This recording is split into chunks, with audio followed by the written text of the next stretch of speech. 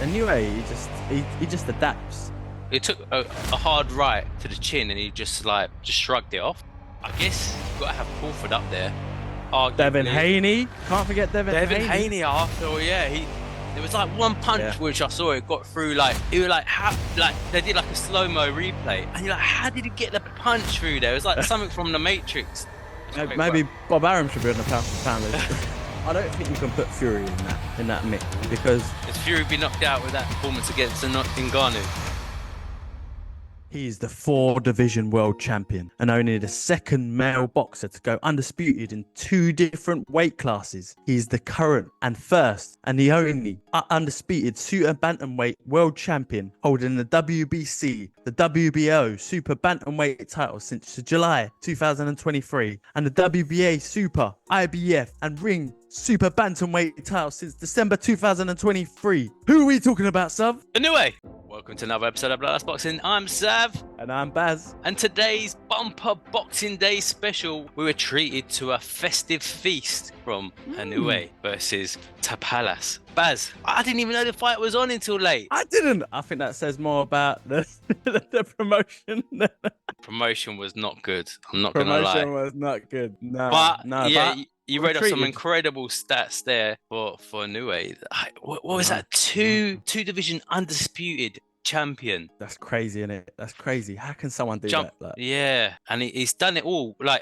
He unified twice. In I believe it's 377 days, if I'm correct. No way. That is mad. That is mad. Yeah, and it was against no slouch as well in Tapales. No, he gave him a good test. Like, it was a great fight, wasn't it? Yeah. No, it was a good fight. I think it went 10 rounds, I believe. It did. And he knocked down stopped round him. 4. Was it a straight right to the chin? Yeah, something like that. Through the guard. Through the guard. I think it was. Through the guard. Yeah, and he didn't want any more of it, did he? Nah. It was one of those you looked at the monster. You thought, he should be able to get up. He's got at least a few more seconds in him, and he's just like, nah, that's it. I've had it. Yeah. I think he did go down in round 3 or 4, I believe, as well. Yeah, was round it 4? Yeah, he went down in round 4. Yeah, and even then, he took some big hits. Yeah, it was a mad one, because obviously you got Inoue, he's jumped up in weight, and I guess the question mark was, is his power going to move up? And the sound of some of those punches are just like thudding. You know what? It turned a tide, because he was at the start of the fight. I was just watching it, and you could just sort of see Inoue. He just adapts after he's adapted and he's honed in on his target. It's just that's it. Fudding, isn't it? He just started sitting into those punches, and you could just tell the difference, couldn't you? Some of the angles he was getting those punches off, and you're like, how's he finding the space to get the punch through the guard? Because Tapales had a fairly tight guard. He started off with a tight guard, and then he sort of switched and had the shoulder down. But either way, when he had the tight guard at the top, the punches were still getting through. There was like one punch which I saw it got through, like it was like how. Like, they did like a slow-mo replay, and you're like, how did he get the punch through there? It was like something from the Matrix. There was no room to get the punch in, yet he still got it in with power. I don't understand how he's still carrying the power through jumping up at weight classes, but he does it. He does it. And like, the mad thing is, like, if you see him outside the ring, it's like I'm telling you, it's like some sort of Superman transition. It's like Clark Kent. He looks like the most chilled out, a little bit geeky, kind of a good guy. And then you see him in the ring, you're like, is that the same guy? Like, he takes a lot of punches as well, though. You can't even say he doesn't actually take a bit. His chin is amazing. He wasn't phased at all, was it? He took a hard right to the chin, and he just shrugged it off. Yeah, and a fair few body shots from Tapales as well. Like, I noticed he was getting them quite a few through, and it just wasn't doing nothing to him, was it? Yeah, but the body shots were hurting Tapales, weren't they? For sure. Yeah, the new way. But I guess the question why we're all here, is he the pound for pound king? That's true, Sav. It's a good question. It's a good question. And before we get to that, please don't forget to like and subscribe. Getting back to your question, Sav, is he the pound for pound king? Well, let's look at the possible front runners. Yeah. Go on. So I guess you've got to have Crawford up there. Yeah. With his win against Errol Spence, it elevated him, didn't it? Really. It did. And straight after that fight, everyone was calling calling for him to be the king. And that wasn't too long after Inoue fought last, really, was it, that fight? Yeah. And like everyone then was saying Inoue's number one, and then Crawford comes in, he does what he does against Errol Spence, and then you're like, oh no, Crawford's number one. And then now Inoue's done it again, and you're like, why is it Inoue the number one? So what is the pound for pound? Like, what is it, Baz? For those of you that don't know what pound for pound is. It's just someone you assign pretty much the king of boxing, isn't it? In terms of what they've achieved, or queen, yeah. The different weight classes is generally a big factor. So if you're jumping up weight classes and you're doing amazing things in those new weight classes, I mean that's generally how it's kind of looked upon, isn't it? But it's an imaginary thing. Let me try and explain it. Yeah, come on. The way I see it is, what you got? Where we at with Christmas? I'm seeing a lot of Lego. Yeah. So if you were to turn each super boxing champion into Lego pieces, yeah, go on. Each piece would represent the pound for pound. So if you took that piece of that champion and you built it up to the same height, yeah, then who would be the champion out of those Lego pieces? So it's too much Christmas stuff. Yeah, I seriously wondered where that was going. It got a bit deep, but yeah. So you got Crawford there. You got Tysonfury, arguably. Devinhaney, can't forget Devinhaney. After all, yeah, he's masterclass in his last fight against Prograis, and then we can't forget Usyk as well. Yeah, it's such a tricky one, isn't it? I don't think you can put Fury in that mix. Because has Fury been knocked out with that performance against Ngannou? Even before that, though, because he still hadn't really achieved enough. Like, I feel like he hadn't. I mean, going back to that Lego pieces again, yeah.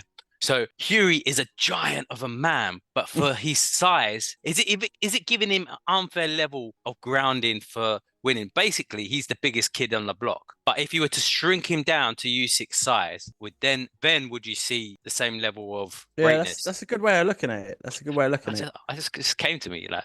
Listen, Usyk's done it in cruiserweight, hasn't he? Yeah, unified in cruiserweight. He's done everything unified in cruiserweight, and then he's jumped up to heavyweight. Yeah, beat AJ, beat a few other opponents of note, and he's still. I mean, he's going for undisputed in heavyweight. Fury's he's been a bit all over the place. He's fought Wilder 3 times. It's not really. There's a couple of other fights he probably could have had, isn't it? Yeah. Well, I guess the key differentiator is going to be that Usyk one, and we're going to have to wait until February. Well, fingers crossed. Yeah. Fingers crossed we see it in February. Hopefully. So, I mean, maybe the decision will become a bit clearer then, as it is at the moment, Baz. After that masterclass from Inoue again, is it a case of marketability?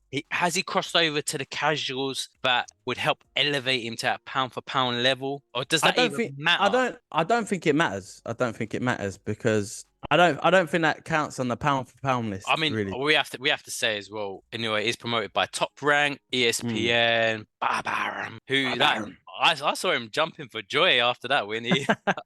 Guy looked like he was 10 years younger. But I still don't know how he does it. The fight was in, I believe it was in Tokyo, wasn't it? And he managed to get himself over there. So maybe Bob Arum should be on the pound for pound list. Pound for pound promoter. Yeah. Yeah, but maybe we should do that in a vid. Although there seems to be peace in the promoted divisions at the moment, with Eddie Hearn working with Frank Warren. That's another talking topic there. But it's a tricky one. Maybe we have to put a poll out and see what everyone thinks. Yeah, in my eyes, I'm gonna have to give it to Inoue. Yeah, he's achieved so much. He's had so many hard fights as well. Like some of them fights he's been in have just been slugfests, and his heart has followed through. And he's just powered it through, yeah. But I guess what you've got to do as well is look at who is relevant and active at the time. And as it stands, Inoue literally just fought, so that pushes him up there. And how about you, Sav? Who you thinking? He's definitely up there.